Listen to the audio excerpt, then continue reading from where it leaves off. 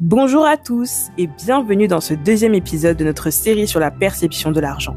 Cet épisode s'intitule « L'argent comme un outil ».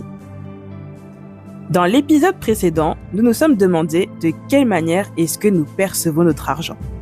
Et nous avons dit que s'il ne sert qu'à régler des factures, il sera gagné et utilisé dans ce but. S'il ne sert qu'à se faire plaisir, il sera consommé dans ce but. S'il a pour mission d'accomplir une vision, alors il sera utilisé comme un outil qui va accomplir ce but. Aujourd'hui, j'aimerais donc vous inviter à voir l'argent de cette manière. Un des problèmes majeurs qu'ont la plupart des gens avec l'argent, c'est qu'ils le dénaturent. L'argent devient soit un faux ennemi, car source de problèmes, ou bien un faux ami, car solution face à d'autres problèmes. Or, dans sa définition première, ou devrais-je dire son usage, sa fonction première, c'est celle d'un outil. Il sert à échanger des biens, obtenir un service, acquérir des produits. Pour bien comprendre cette fonction d'outil, je vais utiliser un exemple simple, mais qui, je le crois, permettra de bien expliquer mon point. Prenons l'exemple d'un couteau de cuisine. Une personne a besoin de préparer une ratatouille de légumes. Elle va donc prendre ce fameux couteau de cuisine, éplucher ses légumes avec celui-ci, les couper en morceaux puis nettoyer le couteau et le ranger à sa place. On pourra donc dire que le couteau aura rempli sa mission. Il n'est ni bon ni mauvais, il était juste un outil permettant d'atteindre l'objectif fixé, à savoir réaliser une ratatouille. Est-ce que la personne qui a besoin de préparer sa ratatouille a eu besoin de se battre pour acquérir le couteau dans le but de réaliser son plat ? Je ne pense pas. Est-ce qu'elle a besoin de le garder jalousement ? J'en doute. Est-ce qu'elle va dormir en câlinant précieusement son couteau tous les soirs ? Encore moins. Est-ce que le couteau a besoin d'être loué, adoré, célébré pour sa contribution à la ratatouille ? Non ! Est-ce de la faute du couteau de cuisine si par la suite le plat est bon ou pas ? Non plus, car tout dépend des compétences culinaires de la personne qui réalise le plat. Bref, toutes ces questions ont l'air absurdes, n'est-ce pas ?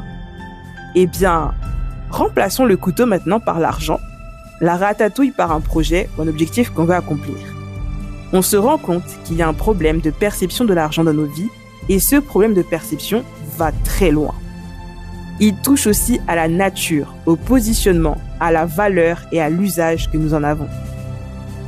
On doit donc se questionner sur la mission de l'argent dans nos vies, et surtout, si on se donne pour mission de faire le bien par exemple, eh bien savoir comment est-ce qu'on va pouvoir faire le bien avec l'argent qui est entre nos mains. On doit aussi savoir de quelle manière est-ce qu'on veut utiliser notre argent. Est-ce qu'on veut l'utiliser de manière négative ou positive ? Reprenons notre exemple, mais cette fois-ci dans une situation un petit peu différente. On reste sur le couteau de cuisine. La personne qui a ce couteau de cuisine en main aura décidé à la place d'utiliser le couteau pour agresser quelqu'un dans la rue. On peut ainsi dire qu'elle a dénaturé le couteau de cuisine en faisant un mauvais usage de celui-ci et surtout qu'elle l'aura utilisé avec des motivations qui n'étaient pas bonnes. Il peut se produire la même chose avec l'argent si celui-ci est utilisé pour acquérir des produits illicites par exemple.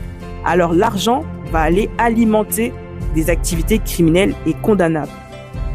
On constate donc que l'argent est finalement plus qu'un outil, s'il peut alimenter quelque chose. C'est pour cela que j'aime aussi utiliser l'image d'un flux. J'en parlerai plus en profondeur dans le prochain épisode. C'est la fin de ce deuxième épisode. N'hésitez pas à me dire dans le sondage suivant ce que vous en avez pensé et surtout à le partager autour de vous. L'épisode 3 arrive très bientôt. À très vite, avec gratitude, Ketchina.